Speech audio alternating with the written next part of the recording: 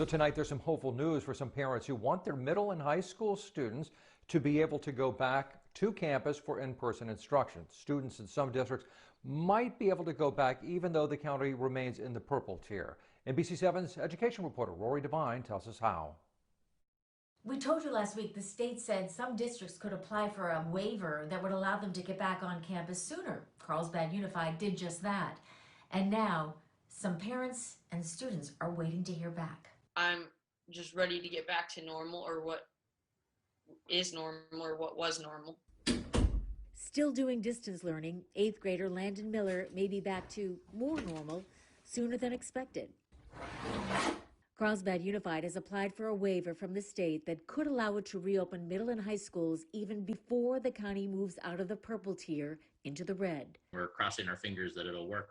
Scott Davison is with Parent Association for North County San Diego, advocating for schools to reopen. He said hopes are high, even though hopes have been dashed before. Just because of this odd definition of open and what was open and, who was considered to be open, that somehow forced us to postpone. The state guidelines said if the district had reopened while the county was in the red tier, it could expand its reopening even if the county had moved to the purple tier.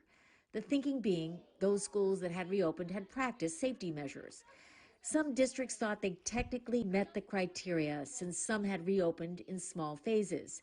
Then, on January 14th, new guidelines clarified the definition of reopened. That's what this waiver has done, is it's gone back and admitted that, changing that definition, wasn't maybe the best idea, and actually forced a bunch of schools to close that were in the process of safely reopening and had demonstrated that they could safely reopen. Davison's son, Henry, is in middle school, and if the waiver works, he will be able to go back to school this year. He's less optimistic than I am, but because he's gotten used to them saying we're going to reopen and then realizing that we're not. But I'm a little bit more optimistic. Davison says he hopes the waiver application doesn't get caught up in red tape and that the district, the parents, and the students hear back in a week, maybe two.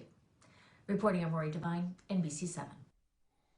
By the way, Carlsbad Unified is not the only district that has applied for the waiver. San Marcos and the San Dieguito districts also have applied. San Diego Unified does not believe that it is eligible.